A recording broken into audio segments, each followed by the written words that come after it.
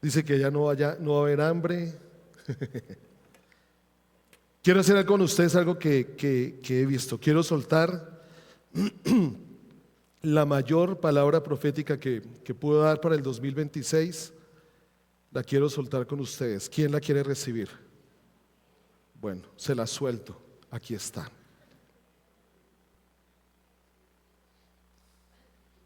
¿Por qué se ríen?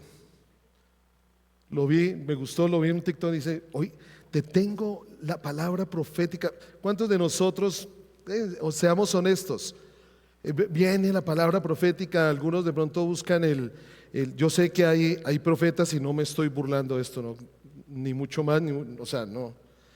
Sé que el Señor está suelta una guía profética para el año que viene, suelta una guía profética para los tiempos que están comenzando. Pero me gustó mucho ver a Marcos Brunet allí y decirme: yo quiero hoy, siento soltarte la palabra profética más profunda, la palabra profética más certera, la palabra profética que nunca va a fallar. Y yo estaba ahí esperando qué iba a decir cuando dice: aquí está. Y realmente aquí está. Yo podía entender lo que decía Job, un hombre sabio, justo, piadoso. Dice la palabra allí, como lo menciona esta palabra profética en el capítulo 1 de Job. Mire que dice: cuando se vinieron a presentar los hijos delante de Jehová, los hijos de Dios, en los que también está Satanás, y dijo Jehová a Satanás: ¿de dónde vienes? Perdón. Respondiendo Satanás a Jehová, dijo: de rodear la tierra y andar por ella. Y Jehová, yo imagino que es como el padre orgulloso de su hijo, ¿no? Dice: y Jehová dijo a Satanás: ¿y no has considerado a mi siervo Job? Que no hay otro como él en la tierra. Miren la expresión que dio el Señor de su hijo Job. ¿Qué dijo? Pongámoslo allí, capítulo 1, versículo 8. Dice: ¿no has considerado a mi siervo Job, que no hay otro como él en la tierra, varón perfecto y recto, temeroso de Dios y apartado del mal? Que no había otro. Bueno, lo dice aquí: es el mejor hombre en toda la tierra. Eso es un peso muy grande en la espalda. Pero el Señor consideraba a Job, sí lo consideraba, el hombre más temeroso. No había otro como él en la tierra. Y me impacta mucho que de esta expresión, pues conocemos la historia. De pronto vale la pena que de pronto en algún momento la estudiemos un poco más. Algunos de pronto no logramos como entender esta historia de Job. ¿Cómo así? ¿Quiénes fueron sus amigos? ¿Qué fue lo que hicieron los amigos? El Señor le permitió a Satanás tocar la vida de Job, y el Señor confiaba en Job. El Señor confiaba que nunca de Job iría a salir alguna palabra de reproche hacia su Señor. Sí, porque dice: respondiendo Satanás a Jehová, dijo: ¿acaso teme Job a Jehová, a Dios de balde? Porque miren ese Satanás es más puerco. ¿Quién era el que decía eso? El diablo es puerco. El papá de Betty la fea. Y sí, o sea, persona menos confiable. A veces confiamos mucho en él. Perdónenme que se los diga. Persona menos confiable es Satanás, y a veces confiamos en él cuando nos apartamos de lo que Dios dice, o cuando hacemos oídos a lo que Dios dice y seguimos más lo que los demás dicen. También ahí podemos estarle haciendo caso a Satanás. Y le dice Satanás: ¿acaso teme a Jehová, Job? ¿Acaso teme Job a Dios de balde? O sea, Satanás le está diciendo: pues ¿cómo no te va a bendecir? Lo has prosperado, no le has acercado alrededor de él, a su casa y todo lo que tiene. Al trabajo de sus manos has dado bendición, sus bienes han aumentado sobre la tierra. Pues a ver, obvio que te va a bendecir. ¿Quién de nosotros que las cosas salieran bien, que reconozcamos? Porque muchos pueden salir las cosas bien y no reconocemos que viene de la mano del Señor. Pero ¿quién de nosotros que las cosas no salieran bien, pues no íbamos a bendecir al Señor? Y eso le está diciendo Satanás a Dios, ¿no? ¿Acaso Él te teme de balde? Pues si él se aleja de ti, pues le vas a quitar todo, le estaría diciendo también Satanás. Y le dice Satanás, pero extiende ahora tu mano y toca todo lo que tiene y verás si no blasfema contra ti en tu misma presencia. Y bueno, conocemos la historia, ¿no?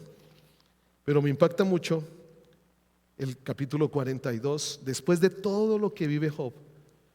Todo lo que vive Job, lo ha perdido todo, su familia. La peor lepra que puede llevar hombre alguno en su cuerpo la tiene Job. Y en medio de esa situación me impacta mucho las palabras de él. Y yo le digo al Señor, yo llevo 53 años, de los cuales 22, 23, entregué mi vida al Señor. Y yo creo que yo haría esta oración: de oídas te había oído. ¿Cuánto conozco yo al Señor? Llevando todo el tiempo que llevo, ¿cuánto conozco al Señor? Y Job allí aprende una lección. Yo conozco que todo lo puedes, le dice Job a Jehová en el capítulo 42, y que no hay pensamiento que se esconda de ti. ¿Quién es el que oscurece el consejo sin entendimiento? Por tanto, el hombre más temeroso del mundo, el hombre más piadoso del mundo, el hombre más justo del mundo decía: yo hablaba lo que no entendía. Wow. Cosas demasiado maravillosas para mí que yo no comprendía.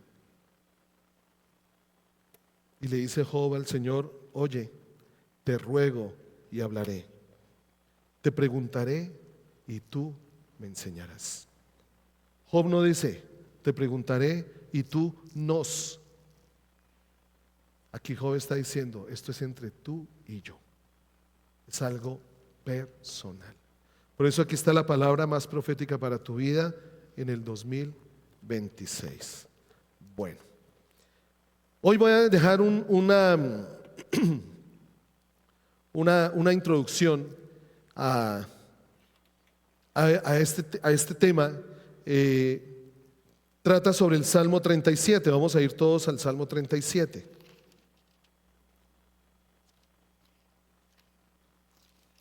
Este salmo hace parte de lo que se llama, o de cómo han dividido todo el salterio allí, y todos los cánticos que levantaban los salmistas, los levitas allí en el tabernáculo, que se reunieron en este libro de Salmos. Pero este salmo, los salmos tienen diferentes, hay salmos de exaltación, hay salmos de lamento, hay salmos de petición, y este salmo particularmente está dentro del grupo de lo que llaman los salmos sapienciales. ¿Qué es un salmo sapiencial? Es aquel que enseña sabiduría. O sea, hay varios salmos y uno de esos es el Salmo 37, que enseña sabiduría, pero enseña sabiduría desde la perspectiva divina. El hombre siempre va a estar buscando ser sabio. Ese es un anhelo del hombre, buscar ser sabio. Pero recordemos que el principio de la sabiduría está ¿en dónde? En el temor al Señor. O sea, que no está en el conocimiento, no está en la información. ¿Dónde comienza la sabiduría? En el temor al Señor. Y allí el salmista viene y nos trae este salmo, uno de los salmos que nos enseñan sabiduría allí en este libro. El salmista allí en estos salmos, el salmista lo que busca es enseñar una cosmovisión que sitúa un marcado contraste entre los polos opuestos en el que nos encontramos en nuestra vida diaria. Yo quiero aclarar nuevamente, creo que lo voy a repetir muchísimo este año. Dios no nos llamó a vivir una vida cristiana, Dios nos llamó a vivir la vida en Cristo. Es diferente. Porque muchos creemos que una cosa es la vida cristiana y otra cosa es la vida natural, secular, la vida fuera de la iglesia. No, Jesús nos llamó a vivir una sola vida. O sea, nos llamó a vivir esta vida en Él. Pero obviamente nosotros vemos todo lo que se opone a la vida de Cristo en nosotros, todo lo que se opone a la palabra de Dios, todo lo que se opone a lo que el Señor ha enseñado.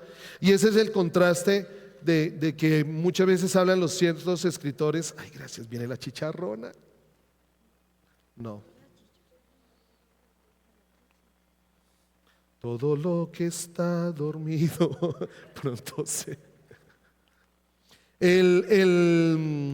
todo lo opuesto. Por eso es que, por ejemplo, Santiago dice: tú no puedes ser amigo de Dios y amigo del mundo. Habla de dos oponentes. Y por eso tenemos que entender que hay una sola vida en la que Dios nos llamó a vivir. Y siempre el mundo se va a oponer a la vida que Dios nos invita a que vivamos en Cristo Jesús. Y estos salmos nos enseñan, nos hacen ver esta cosmovisión, ese marcado contraste, esos polos opuestos de lo que es la vida, de lo que es la muerte, ese polo opuesto de lo que es la sabiduría desde la perspectiva divina y la necedad. Algo que yo le digo al Señor, o sea, ¿cuántas veces yo he sido necio? Porque aunque tú dices esto, yo hago aquello contrario a lo que tú dices. Allí es donde se mueve necedad en el corazón. Cuando yo sé lo que Dios dice. ¿Por qué el Señor trató al pueblo de necio? Porque el pueblo conocía lo que Dios había dicho, porque el pueblo le había hablado lo que el Señor estaba haciendo en ellos, y a pesar de eso el pueblo no quiso escuchar. Lo sabía, pero no quiso escuchar. Por eso un pueblo necio es el que, como siempre lo hemos dicho muchas veces, es el que describe Pablo a la iglesia de Roma allí en el capítulo 1 versículo 22 en adelante. Por cuanto no le dieron gracias a Dios y no lo adoraron, por cuanto no le dieron gracias y no lo adoraron como a Dios. O sea que el pueblo sabía que era Dios, el pueblo conocía a Dios, pero por cuanto no lo adoró, allí comienza la necedad. Como la vida creciente en Dios comienza en la gratitud y en la adoración, la necedad comienza con la ingratitud y la no adoración. Allí empiezo yo a volverme necio. Pero estos salmos enseñan eso: la sabiduría contra la necedad, el camino, lo que trae el camino de la rectitud contra lo que trae el camino de la maldad, lo que es la bendición y lo que es la destrucción.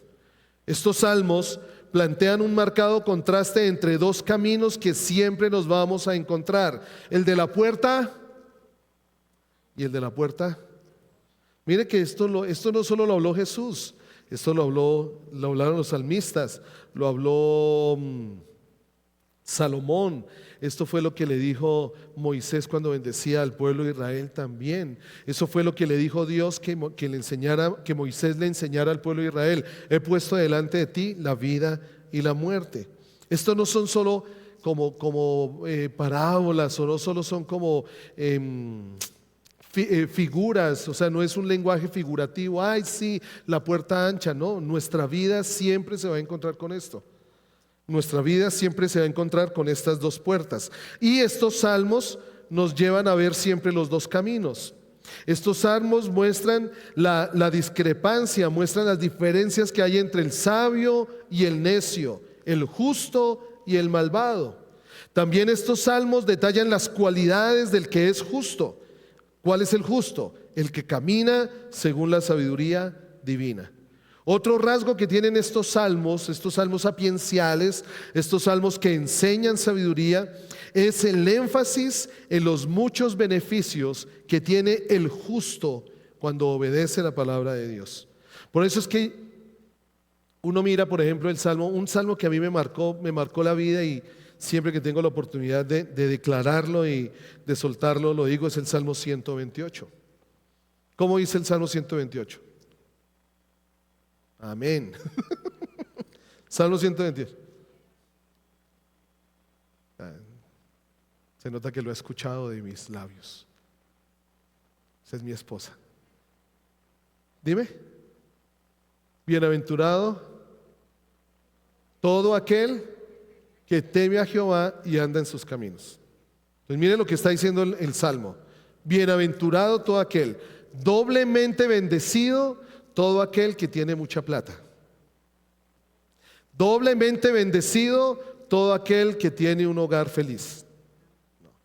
Doblemente bendecido aquel que ¿qué? Que teme. ¿Qué es temor a Jehová? Vale la pena aclararlo. Cuando la palabra habla de tenerle temor a Él, ¿qué es temor? Honra, honrarlo. Ahora, no es una honra que nace de mí, porque yo podría honrar a las personas pues según mi concepto de honra. No, es la honra digna de su nombre. Dios es Dios. Dios es digno de ser honrado. ¿Qué honra le doy yo a Dios? No cualquier honra. Por eso muchas veces los animo que cuando le adoremos al Señor, entendamos que estamos adorando es a Dios, no estamos cantando canciones. Si yo canto canciones, pues no honro a Dios.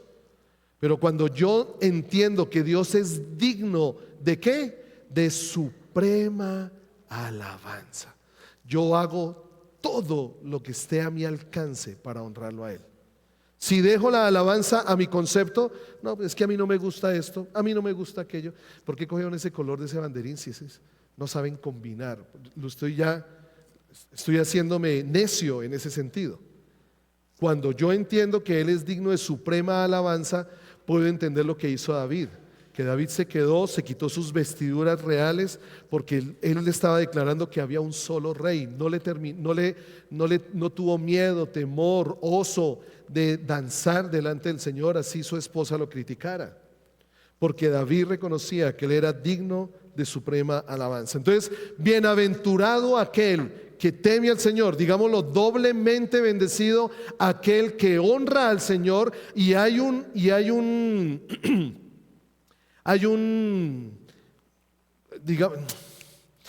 característica, se me fue la palabra, hay una evidencia, hay una evidencia de aquel que honra a Dios que dice ese versículo: bienaventurado todo aquel que teme a Jehová y que anda, camina. ¿Camina en cuáles caminos? En los caminos del Señor.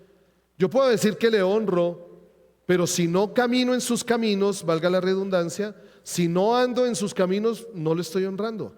Porque la evidencia de que honro al Señor, ¿cuál es la evidencia de la honra de los hijos a los padres? Que le obedecen, así no quieran. Pero si mis hijos si mis hijos dicen que me honran, mis hijos me obedecen. ¿Cuál es la honra que le da el empleado al amo o el siervo al amo? Según Efesios capítulo 4, léanlo allí, 4, 3, bueno, está en Efesios. Allí habla de la honra, allí habla cuando dice que nos sometamos los unos a los otros.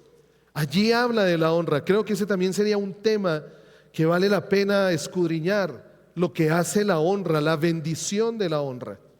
Entonces, pues si yo honro al Señor, pues obviamente ando en sus caminos. Y mire lo que dice el versículo 2. Cuando comieres, ya hay un fruto. Eso es lo que habla el Salmo sapiencial. Hay un fruto, las bendiciones del que es justo, las bendiciones del que obedece al Señor. Bienaventurado bienaventurado todo aquel que teme a Jehová, que anda en sus caminos, comerá del fruto del trabajo de sus manos, bienaventurado serás y te irá bien. Y allí vienen otras bendiciones. Entonces lo que vemos allí en estos salmos es ese contraste. Los beneficios que tiene el justo, las muchas cosas buenas que vienen del Señor para los que viven según su sabiduría. Estos salmos se caracterizan por sus muchas amonestaciones que nos desafían a caminar en rectitud. Por eso lo voy a dejar como abrebocas allí. Antes de estudiar y aprender el Salmo 37, que ustedes lo conocen, hay muchos versículos. Yo les digo la primera frase y ustedes ya saben de qué salmo estamos hablando. Confía en el Jehová, en el Señor. Encomienda. No te impacientes. No, es que esa parte no. Es que nos gusta más la de deleítate en Jehová Ah, sí, ese sí nos gusta, ¿cierto? Pero ¿cómo comienza? No te impacientes, por ejemplo. Bueno, hoy lo vamos sencillamente a leer y nuestro próximo encuentro lo vamos a estudiar. Entonces, antes de estudiarlo, vuelvo y les recuerdo, familia, solo tenemos una vida. Ese pensamiento tenemos que romperlo en nuestra mente. Que una vida es la que tú vives aquí y otra vida es la que vives afuera. Si yo tengo ese doble pensamiento, puedo profanar la vida cristiana o vivir la vida cristiana como profana. Ese es el peligro. O lo segundo, que es lo que más me gusta a mí, o vivir la vida secular como cristiana.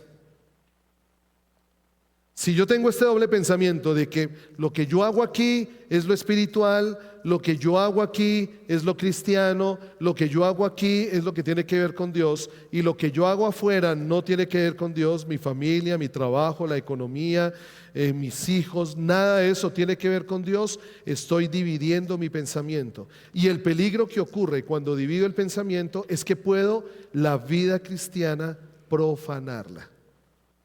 Y ese es un peligro muy grande, porque podemos estar fácilmente a la deriva y podemos desviarnos en el momento que menos creemos podemos desviarnos. Lo que Dios sí quiere es que la vida que nosotros llamamos secular, ¿cuál es la vida secular? ¿Qué es lo que haces tú afuera? ¿Qué hace William afuera? ¿Qué hace William afuera? No, pero ¿qué hace?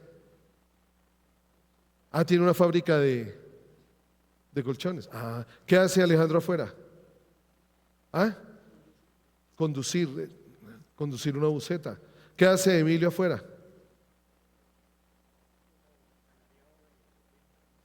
¿Y por qué dijo asalariado? No, mentiras.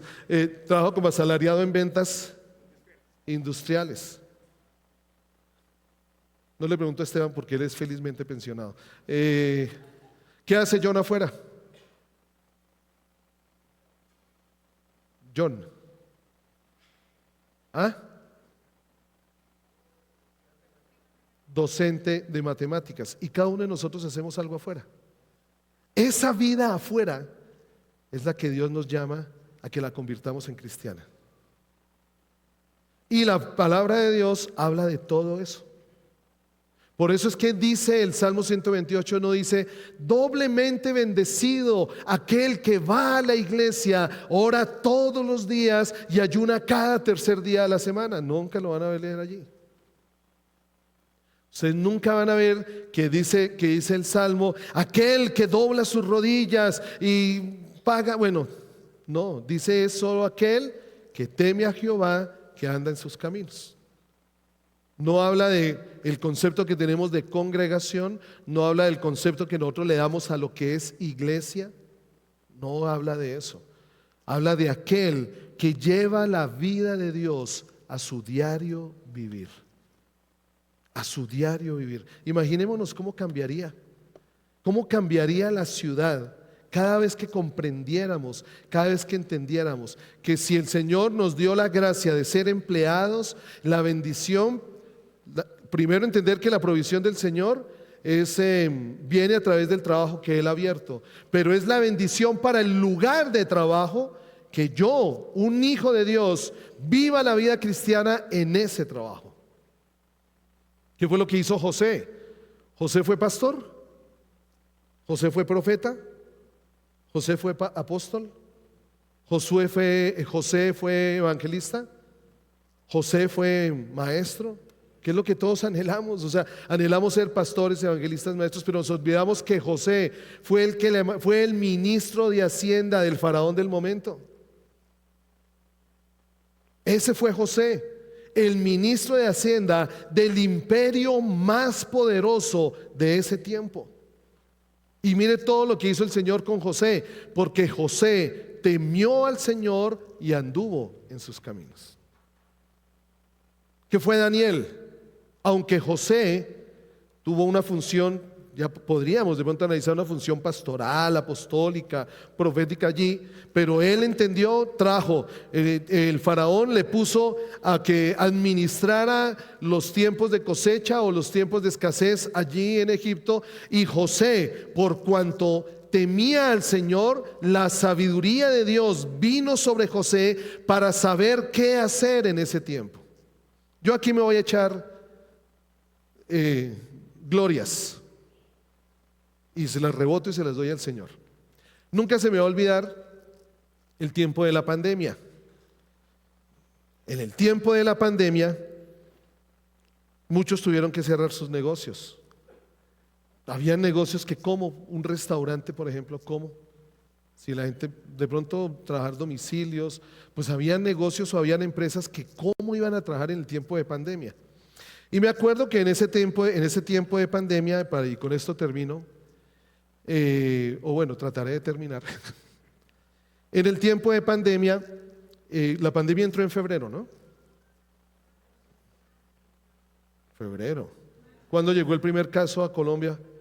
Finales de febrero. ¿Ah? Ve, yo vivía engañado. Bueno, en marzo. Entró en marzo. Ese febrero o ese enero, Glorita me recuerda por favor, empezó Chucho y Mafe con el almacén de pijamas. Emocionados comenzaron con su almacén de pijamas en enero, febrero. Dijo, este año la vamos a reventar. Y cuando llega marzo y todo se cierra. Todo se cierra. Me acuerdo que en ese momento pues obviamente ellos quedaron angustiados. Ellos me decían, Henry, pero si el Señor sabía que iba a venir la pandemia, ¿por qué nos hizo? ¿Por qué no nos frenó para no haber comprado el negocio? Yo le dije, no, lo que pasa es que el Señor amaba más a la otra persona que a ustedes. La otra persona le oró al Señor de que pues venga, necesito vender el negocio, y el Señor dijo, pues le voy a responder la oración a esta persona, y ustedes pues, como diríamos, tuki tuki lulu. ¿Ustedes creen que, claro, ahora sí, el Señor lo sabía?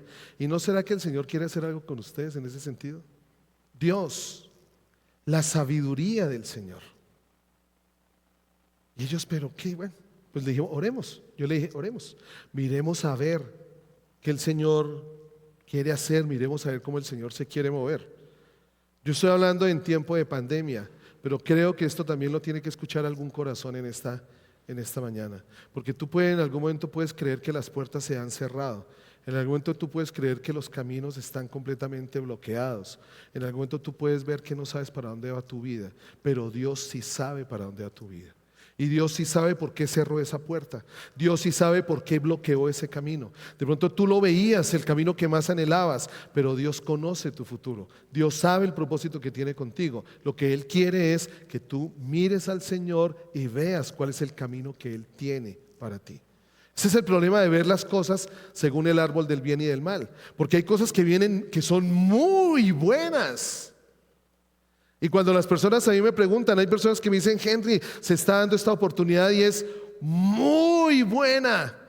Y nos hemos movido, yo es que acariciando este pocillo no he tomado nada.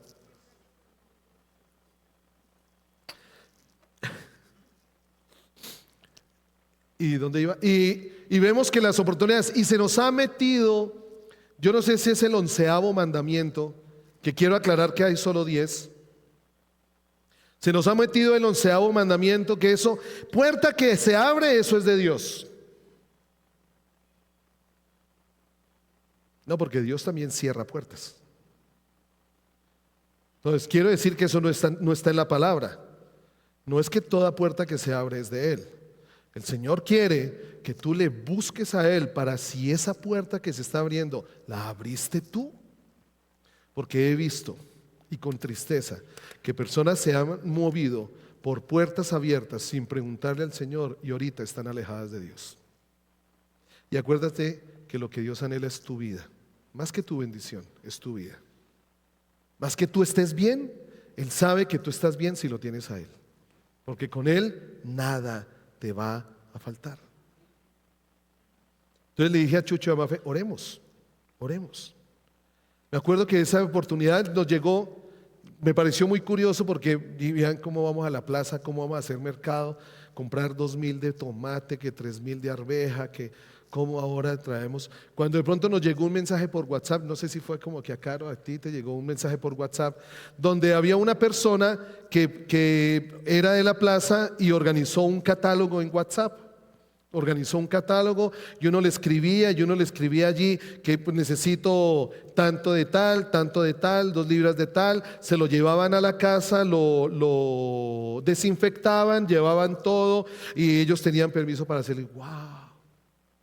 Y pedimos el primer mercado y adivinen, pues llegó, porque me estoy raro. Hola, pero qué falta de sentido común el de ustedes, ¿no? Pues si yo pido un mercado, pues llega, ¿no? Sí, todos esperando el milagro, no, pues llegó.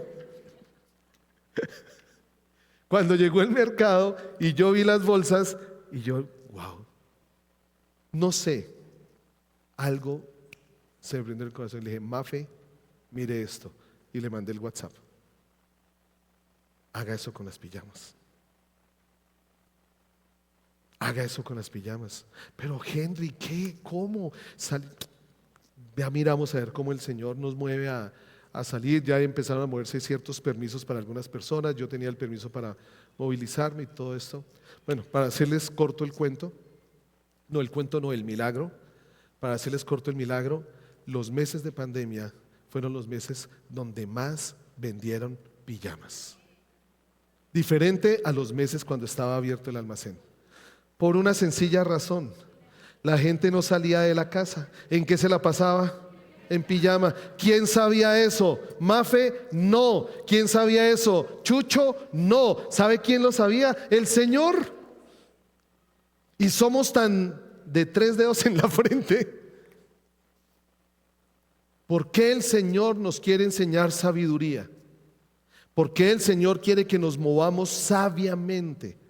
Porque cuando yo le honro a Él, le temo a Él y tomo sus principios, tomo sus normas, tomo sus leyes y camino sobre ellas, puede que encuentre oposición. Puede que en algún momento encuentre oposición. Puede que en algún momento encuentre oposición. Porque obviamente, así como Satanás no se quedó quieto con Job, mira a ver si es que Job no te va a maldecir. Satanás está rondando. Acordémonos que ni siquiera Satanás se puede mover sin el permiso de Dios. Satanás está rondando allí cuando en los cielos y se reúne con el Señor y mira a tus hijos, mira a esos de Comunidad Cristiana de Fe que están diciendo, a ver, permíteles que sean tocados. ¿Qué dice el Señor? Listo, tócalos hasta aquí. Listo. Deja que venga un cáncer de tiroides a la garganta de Carolina. Listo, deja esto y lo otro. ¿Para qué? ¿Y saben por qué el Señor? Porque el Señor sí sabe. Satanás cree que va a acabar nuestra vida. Porque Satanás estaba pensando acabar la vida de Job. Pero Dios sabía que cuando viniera ese cáncer, Dios se iba a glorificar en la vida de Carolina. Nada en el Señor, nada en el Señor. Por eso es que el Señor dice que para los que tememos, para los que ¿qué? Amamos.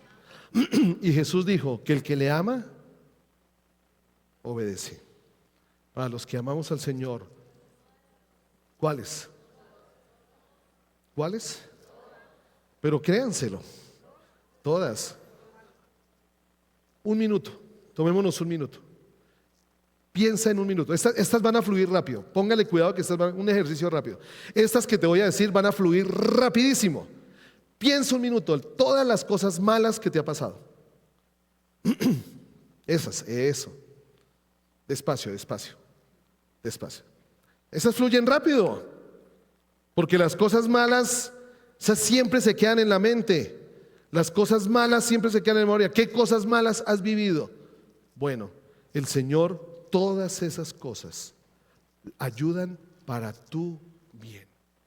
¿No fue en alguna de esas circunstancias que te acercaste más a Él? ¿No fue en una de esas circunstancias que fuiste al Señor y le dijiste definitivamente te tengo que entregar mi vida? No fue en una de esas circunstancias donde le oraste al Señor y le dijiste: Señor, o te metes conmigo o no sé qué va a hacer de mí. Fue por esas cosas. Ahora, ¿cuántas cosas buenas pasaron y nos alejaron de Dios? Porque el que crea estar firme, entonces vamos a orar para que vengan cosas malas. Bueno, pero entonces al fin, ¿qué vamos a hacer? Vamos a ponernos en pie.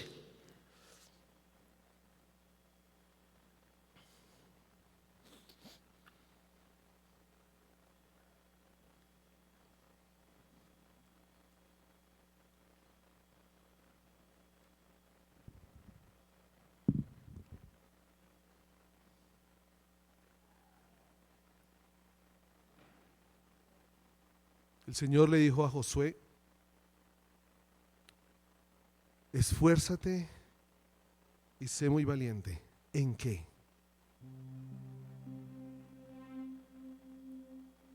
¿En qué? ¿En qué le dijo el Señor a Josué? Lo dijimos hace 15 días. En poner por obra todo lo que estaba escrito en este libro de la ley. Todo. Y como lo decía hace 15 días, hoy lo reafirmo. Porque el Señor nos quiere enseñar a vivir con sabiduría. Porque es de valientes vivir los principios de Dios en este mundo que tanto los está atacando. El diablo nos ha hecho creer que esto es un tema de gobiernos, que es un tema de ideologías, que es un tema de corrientes. El diablo nos ha querido engañar diciéndonos que esto es nuestra lucha es contra carne y sangre. No. Cuando aprendemos a vivir sabiamente, entendemos que nuestra lucha es contra principados, potestades, es contra las huestes que se mueven en la oscuridad. Pero acordémonos que allí es donde el Señor nos dice cómo peleamos nuestras batallas. Vivir sabiamente es batallar con las armas que Dios ha puesto en nuestra vida a través de su palabra. Por eso lo que el Señor nos movía ahora: despiértanos, Señor, despiértanos. Que el espíritu de cada uno de nosotros sea despertado, para que la primera reacción que tengamos en el momento de la dificultad, para que la primera reacción que tengamos cuando venga la adversidad, sea ir a su palabra. Allí hay libertad. Y allí vamos a experimentar lo que nosotros no sabemos, pero que Dios sí sabe. Puede que en algún momento no sepas o creas que no puedes dominar el lugar donde tú estás trabajando, porque te toca sujetarte. Sujétate, porque Dios te pide que te sujetes a tus autoridades. Pero pídele al Señor sabiduría para que en el lugar donde tú estás ellos puedan ver que Dios es tu Dios, y convencerte a ti que el 2026 puede ser un año diferente. Diferente. No bajo los principios del mundo, sino bajo los principios de Dios.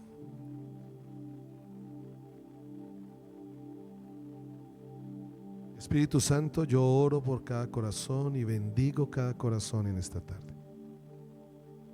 Porque antes de que cada uno de nosotros naciéramos, tú habías ya sembrado un propósito. Primero nacimos en tu corazón, antes de nacer en el corazón de nuestros padres. Primero nacimos en ti, aun cuando creamos que no estuvimos en el corazón de nuestros padres. Despierta tu sueño en cada corazón, Señor. tu sueño. No en la imagen que nosotros tenemos de cómo cumplir tus propósitos. No aún lo que nos ha convencido en algún momento de cómo debemos vivir nuestra vida. Yo te pido, Espíritu Santo, que despiertes en cada corazón tu sueño en ellos, tu propósito en ellos. Los declaro guardados en ti, y que cada palabra, en el momento en que la lean, cada versículo, en el momento en que lo estudien, así sea porque llegó una notificación al celular, declaro que cada palabra toma vida, cada versículo toma vida en sus corazones y nos ayuda a vivir sabiamente conforme a tu sabiduría. En el nombre de Cristo Jesús. Amén.